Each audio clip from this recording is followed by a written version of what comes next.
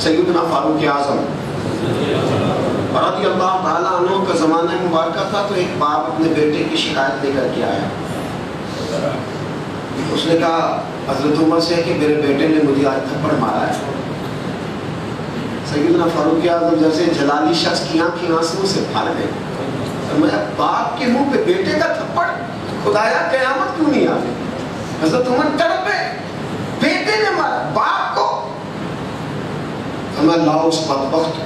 صحابہ گئے تو جکڑ کے حضرت عمر کے سامنے کھڑا، اور تجھے حیا نہیں آئی؟ تیرا ہاتھ ٹوٹ کیوں نہیں گیا؟ تو تباہی کے دہانے پہ کیوں نہیں چل؟ باپ کو مارا. پتہ نہیں باپ کے کتنے حقوق ہیں. تو بیٹے نے جناب عمر کا جلال سنا تو کہنے لگا عمر دو جملے میں بھی کہہ سکتا ہوں، مجرم کو صفائی کا تو حق حاصل ہوتا ہے کہ نہیں؟ فاروق اعظم نے فرمایا ہاں کیا بات کیا ہے؟ کہنے لگا سارے فرائض بیٹے کے ہی ہیں کہ ابا جی کا بھی کوئی فرض ہے؟ ہاں ہے. اب بولیے اولاد کے کیا حقوق ہیں؟ فرمایا پہلا حق یہ ہے کہ بچہ پیدا ہو جائے تو اچھا نام رکھ. دوسرا اولاد کا حق یہ ہے کہ باشعور ہو جائے تو دین کی تعلیم دے. کون سی تعلیم ہے؟ دین. مسجد کتنی دیر رہتے ہیں بچے سویرے؟ دین کتنے بچے ہیں پڑھانا تو کتنے ہیں؟ کالج کتنی دیر رہتے ہیں؟ دین. پڑھانے والے کتنے؟ فیس کتنی؟ ستیلا ہے مذہب، ستیلا ہے.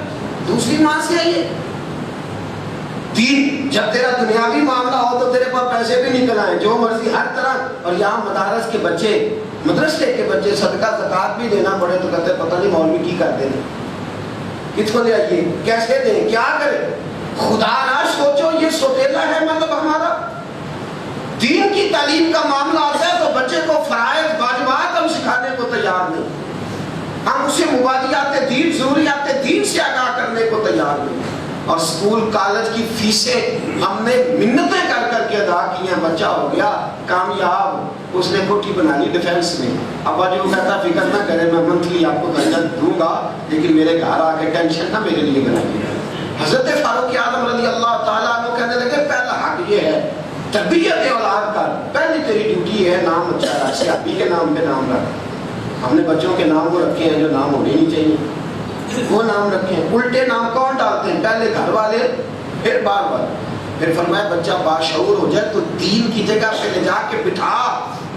7 سال کے بچے کا بازو پکڑ کے مسجد لا. 10 سال کا نماز نہیں پڑھتا تھپڑ لگا، مار اسے، زبردستی کار اس کے ساتھ، لا اس کو مسجد.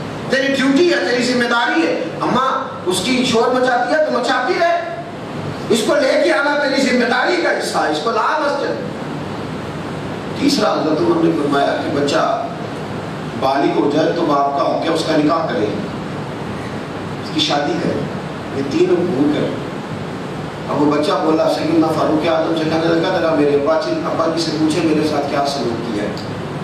میرا نام رکھا جس کا معنی گندا کیڑا بنتا ہے. اور ان سے پوچھیں چلے میں نہیں کہتا میری شادی کریں، مجھے بالغ ہوئے 8 سال گزر گئے، اس نے نام بھی نہیں لیا. کہتا ہے میں بھی تو 4 دن کمائی کھا لوں، شادی کر کے تو بیوی لے کے الگ ہو جائے گا. راحت بیٹا ہوتا ہے کہ اللہ تو ہو جائے الگ ہوتا ہے. تو انہیں تو ہوتے نہیں بچے الگ، ہم نہیں الگ ہوئے اپنے بھائیوں سے، ہمارے ابا جی الگ نہیں ہوئے. راحت کون ہے؟ وہ بیٹے کی طرف کیوں دیکھتا ہے؟ موج کرنے دے اسے. تو رب کریم کی طرف دیکھ، واللہ خیر الرازقین، سب سے سونا رزق تو میرا اللہ عطا فرماتا ہے، چھوڑ اس کو جدھر جاتا جانے دے. فرمایا میں نہیں بات کرتا پہلے حق کی اور تیسرے حق کی. میرے باپ سے پوچھ، مجھے قرآن پڑھایا ہے، مصطفیٰ کی حدیث سکھائی ہے، باقی پلیدے کی وسائل اس نے سکھائے. میری 10 سال عمر ہوئی تو پہلے اس کے بعد 8 اونٹ تھے، پھر اس نے 15 کر لیے، اونٹ چرانے پہ لگا لیا. اس نے مجھے قرآن نہیں سکھایا، حدیث نہیں سکھائی، دین مصطفیٰ کا ایک لفظ نہیں ہے مجھے پڑھا سکا. حضرت سیدنا فاروق اعظم کی آنکھوں میں جلال آیا، باپ کی طرف دیکھا. آپ فرمانے لگے اس نے تھپڑ مارا نہیں، تو نے تھپڑ کھایا ہے. اس نے ہاتھ اٹھایا نہیں، تو نے ہاتھ اٹھانے پر اسے اکسایا ہے. اور فرمایا نادان تجھے پتہ ہی نہیں، تو اسے قرآن پڑھاتا، وہ قرآن جو پتھر کا دل بھی موم کر دیتا ہے. جب یہ پڑھتا کہ وَبِالْوَالِدَيْنِ إِحْسَانًا، جب یہ پڑھتا رَبِّ ارْحَمْهُمَا كَمَا رَبَّيَانِي صَغِيرًا، جب یہ پڑھتا اُفٍّ وَلَا تَنْهَرْهُمَا.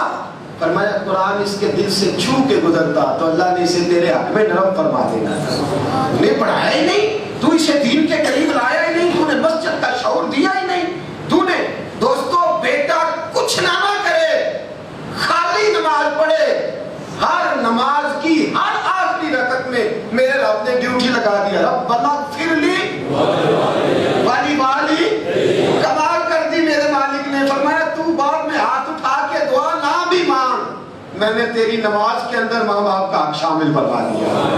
بات تو اسے خالی نمازی بھی بنا دے تو تیرا کام بن گیا. بچہ خالی نمازی بھی بن جائے تو کام مجھے. ایک لڑکا کہنے لگا ابا جی فوت ہو گئے ہیں, کوئی اعلیٰ صدقہ بتائیں, میں چاہتا ہوں روز میرے ابا جی کو ثواب پہنچے. میں نے کہا روز نماز پڑھ, ہر نماز میں اینڈ پہ تو کہے گا ربنا اغفر لی والی والی. پہنچے نہیں لگ گئی ابا جی کی. میرے مصطفیٰ کریم نے فرمایا سنو, فرمایا حافظ قرآن بیٹا ہو باپ پر جہنم واجب بھی ہو جائے. فرمایا حافظ قرآن بیٹا ٹھہر کے کہے مولا میرا تو باپ ہے نا, میرا تو والد ہے نا, میری تو ولدیت میں نام اس کا ہے نا, میں حافظ قرآن ہوں تو میرے کہنے پہ میرے باپ کی بخشش کر دے. میرے حبیب فرماتے جس باپ پر جہنم واجب بھی ہو اس کی بیٹی یا بیٹا حافظ ہو تو اللہ اس کی برکت سے باپ کو جنت عطا فرما دے, اس کی برکت سے. اور ایک روایت میں فرمایا اللہ قیامت کے دن اپنے عرش کے سیدھی جانب کرسیاں لگائے گا, کرسیاں لگے گی اللہ کے عرش کے جانب. کون بیٹھے؟ فرمایا پہلے نبی ہیں, شہداء ہیں, اس کے بعد کون ہے؟ فرمایا پھر علماء کی کرسیاں. دنیا میں ممبر رسول, قیامت کے دن رب نے ممبر عطا فرما دی. کرسیاں لگائی ہیں, بیٹھے کرسیاں لگا کے بیٹھے ہیں سارے کے سارے. اللہ اکبر. فرمایا عالم دین کرسی پہ بیٹھنے لگا, عالم دین کرسی پہ قدم رکھنے لگا, رک گیا. امام سیوطی روایت لائے, رک گیا ہے. رب کریم نے فرمایا تو رک کیوں گیا ہے, تیرے لیے کرسی بچھائی ہے. اس کی آنکھیں برس پڑی, کہنے لگا میں تو دارابا پڑھا کرتا تھا پر میرا ابا تو مزدوری کرتا تھا, میں مصطفیٰ کی حدیث پڑھتا تھا پر میرے ابا جی کو تو میں نے ان کے ہاتھوں میں تو میں نے چھانے دیکھے ہیں نا, اس کو تو میں نے غربت کی چکی میں پستے دیکھا ہے. تو مولا وہ جو چار ترچھی باتیں میں نے دین کی ہیں میرے باپ کا اس میں پسینہ شامل ہے. نعرہ تکبیر, نعرہ رسالت, نعرہ حیدری, دروشی.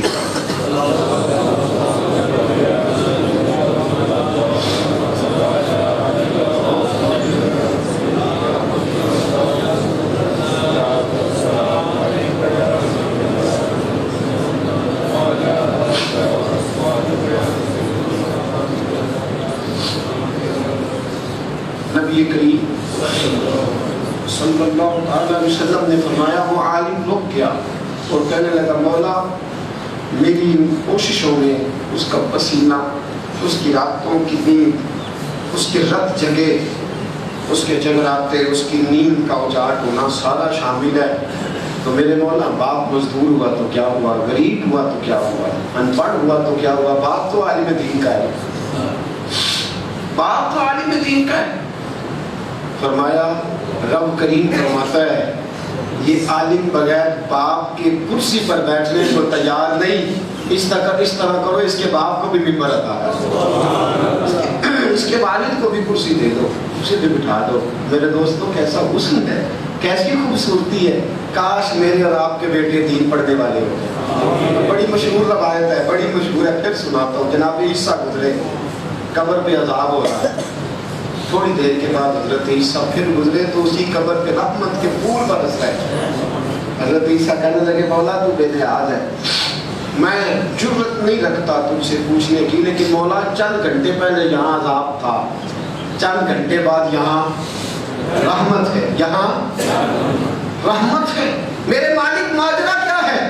رب کریم نے فرمایا جو تم نے پہلے دیکھا وہ اس کی سزا تھی, اور جو تم نے اب دیکھا یہ میرا کرم ہے. جو پہلے دیکھی وہ سزا تھی اس کے جرموں کی, یہ میرا کرم ہے. مولا چیبان عدالت کیا مطلب؟ میں تھا بڑا گنہگار, تھا بڑا پاپی, خطائیں ڈھیر ساری, زیادتیاں ڈھیر ساری تھی اس کی, لیکن فرمایا جب اس کا انتقال ہوا تو اس کی بیوی کے پیٹ میں بچہ تھا, اس کے مرنے کے بعد بیٹا ہوا. آج وہ بچہ 4.5 سال کا ہوا، وہ پکڑ کے لے گئی انجیل کے عالم کے پاس، اس نے پہلا لفظ پڑھایا بسم اللہ الرحمن الرحیم، فرمایا اس نے، اس کے بچے نے توتلی زبان سے، لڑکھڑاتی زبان سے مجھے رحمان اور رحیم کا ہے۔ عیسیٰ جس زمین پر اس کا بچہ توتلی زبان سے مجھے رحمان اور رحیم کہے، میں اسی زمین پر اس کے باپ کو عذاب دے دوں؟ میں نے بیٹے کی بسم اللہ کی برکت سے باپ کو رحمت عطا فرما دی۔ تو بتا بیٹے کو بسم اللہ آتی بھی ہے کہ نہیں؟ تو بتا بیٹے کو 10 صورتیں بھی صحیح تلفظ سے آتی ہے کہ نہیں؟